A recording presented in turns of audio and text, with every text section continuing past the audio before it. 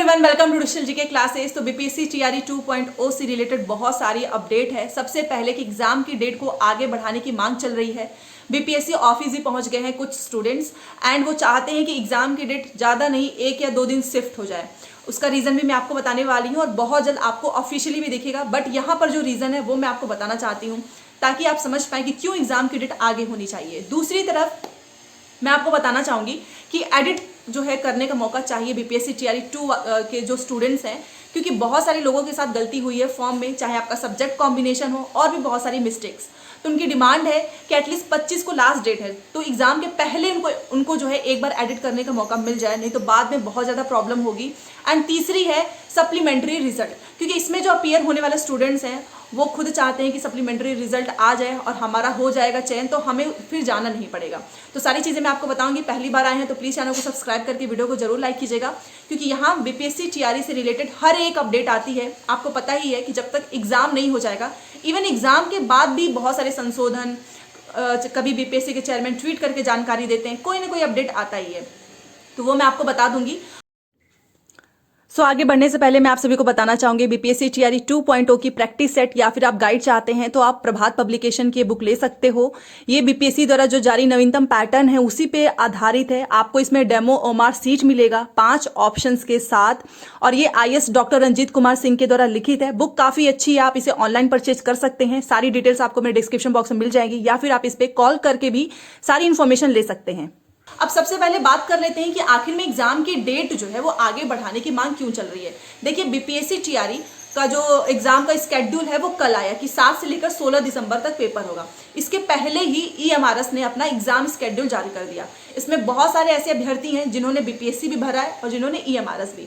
अब ऑब्वियस ही बात है, अपॉर्चुनिटी मिलेगी तो हर इंसान हर जगह भरना ही चाहेगा, क्योंकि जरूरी नहीं है कि 2 भरा है तो दोनों में हो जाए, और इसीलिए दोनों जो है अप्लाई किए हैं। तो क्या जो है ईएमआरएस में कौन सा ऐसा एग्जाम है? देखिए, जो पीजीटी का एग्जाम है वो 16 दिसंबर को है, ईएमआरएस वाला।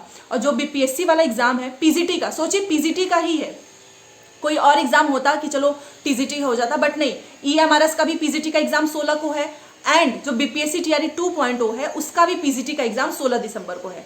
तो इसमें किस तरीके से अपीयर होंगे? बीपीएससी का एग्जाम बिहार में देना होगा, तो इसीलिए जो है स्टूडेंट्स गए हैं कि एटलीस्ट देखो 15 को जो है आपका 1 to 5 का पेपर है, और 16 को जो है आपका ये पीजीटी वाला है बीपीएससी का। तो या तो 15 वाला जो है 16 को हो जाए, ये भी हो सकता है। मतलब कुछ ना कुछ जो है इनको चेंज करना चाहिए, नहीं तो इस तरीके से तो स्टूडेंट्स को सोचना पड़ेगा कि हम बीपीएससी वाला दें या ईएमआरएस वाला, क्योंकि बीपीएससी वाला भी एक बहुत बड़ी अपॉर्चुनिटी है। क्योंकि अगर आप देखें तो सबसे ज़्यादा वैकेंसीज पीजीटी में ही तो है, 11 से 12 में, और वहीं ईएमआरएस भी एक बहुत ही अच्छा जो है, अगर हम देखें टीचिंग के पर्सपेक्टिव से तो काफ़ी अच्छी जो है अपॉर्चुनिटी ईएमआरएस में भी है। तो अब देखते हैं क्या होता है, बीपीएससी के चेयरमैन ट्वीट करके या फिर कुछ ना कुछ संशोधन होगा, क्योंकि ऐसा ये सही नहीं है कि आपने पीजीटी का भी एग्जाम 16 को ही है और आपने, क्योंकि ईएमआरएस का तो पहले आया था और उसी दिन आपने दोबारा से पीजीटी का एग्जाम बीपीएससी वाला भी उसी दिन कर दिया है। ठीक है, तो देखते हैं इसमें क्या चेंजेस होते हैं, और 1 से 2 दिन का चेंज होना ही चाहिए। वैसे भी इनका पेपर 16 तक जा चुका है, तो अगर 17-18 में भी अगर ये लेते हैं तो स्टूडेंट्स का ही जो है फायदा होगा। एटलीस्ट उनको दोनों एग्जाम में अपीयर होने का मौका मिलेगा, क्योंकि आप जानते हो कि ईएमआरएस वाली वैकेंसीज भी काफ़ी इंपॉर्टेंट है, बहुत समय के बाद आई है। ठीक है, अब बात करते हैं एडिट करने का। देखिए, एडिट करने के लिए बहुत सारे अभ्यर्थी बीपीएससी कार्यालय गए, कुछ तो वहां पे रोने लगे, क्योंकि आप भी जानते हो कि अगर आपने सब्जेक्ट कॉम्बिनेशन एप्लीकेशन फॉर्म में गलत भरा है, मान लो आपका subject combination for example social science है और आपने मैथ साइंस कर दिया, तो जो भी आप वहां पे गोले बनाओगे वो मैटर नहीं करता है, क्योंकि एप्लीकेशन फॉर्म से ही वो डिटेक्ट करेगा, ओमार सीट वेरिफिकेशन वहीं से होगा। क्योंकि पहले ही बीपीएससी के चेयरमैन ने बोल दिया था कि पिछली बार बहुत सारे लोगों ने सब्जेक्ट कॉम्बिनेशन, बुकलेट सीरीज, छोटी छोटी गलतियां की, तो इस बार हम ये नहीं चाहते कि हम मैनुअली जो है वेरिफिकेशन करें। तो ये एक बहुत बड़ी मिस्टेक हुई है। तो स्टूडेंट्स, इवन मेरे पास भी बहुत सारे कमेंट्स आते हैं कि आप वीडियो के थ्रू बताइए, तो मेरी रिस्पॉन्सिबिलिटी भी बनती है। तो आप लोग प्लीज़ चैनल को ज़्यादा से ज़्यादा शेयर कीजिए, क्योंकि बीपीएससी के चेयरमैन ने खुद बोला है कि वो यूट्यूब की वीडियोज़ वो भी देखते हैं, और कई बार वो अभ्यर्थियों की बातों को सुनते हैं, समझते हैं और चेंजेस भी करते हैं।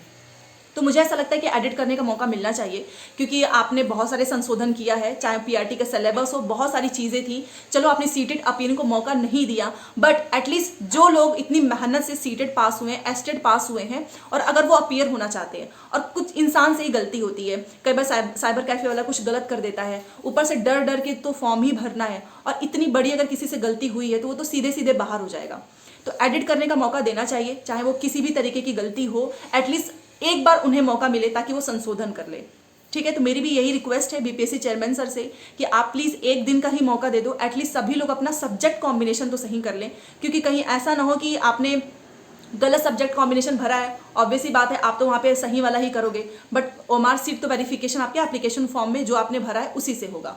ठीक है, और तीसरी बात कर लेते हैं सप्लीमेंट्री रिजल्ट को लेकर कि कब तक आएगा। देखिए, आपको पता है कि अभी इनकी ट्रेनिंग चल रही थी, योगदान का प्रोसीजर, फिर अलॉटमेंट स्कूल, अभी शायद अपने जो भी इनको स्कूल जो है फाइनलाइज्ड हुआ है वहां पर वो जाने लगे हैं, तो सारा प्रोसेस कंप्लीट हो चुका है। अब बहुत सारे ऐसे टीचर हैं जो कि जिन्होंने योगदान नहीं दिया, कुछ लोगों को जो है ज्वाइनिंग वाला आपने सुना होगा कि पहले से जहाँ पे वो टीचर थे या कहीं कुछ और जॉब कर रहे थे वहां से उनको रेजिग्नेशन नहीं मिल पा रहा है, बहुत सारी प्रॉब्लम्स आ रही है। फिर वो ये सोच रहे हैं कि कहीं ऐसा ना हो कि वहाँ से रेजिग्नेशन दे दें और फिर बीपीएससी में यहाँ की डेट खत्म हो जाए तो फिर दोनों ही नौकरी चली जाएगी। एंड कुछ लोग ये सोच रहे हैं कि अभी वो अपने घर के आसपास हैं और अगर जैसे कि आपको पता है बहुत सारे टीचर गांव में भी जाकर जॉब नहीं करना चाहते, मतलब बहुत सारे रीज़न हैं, तो कुछ ना कुछ रीज़न की वजह से जो सीटें हैं वो खाली रहेंगी। ठीक है, तो सप्लीमेंट्री रिजल्ट जो है अब आज शायद आज से वो स्कूल जाने लगे जो उनको अलॉट हुआ था, तो इसके बाद से नेक्स्ट वीक जो आने वाला है उसमें आपको सप्लीमेंट्री रिजल्ट जो है देखने को मिलेगा।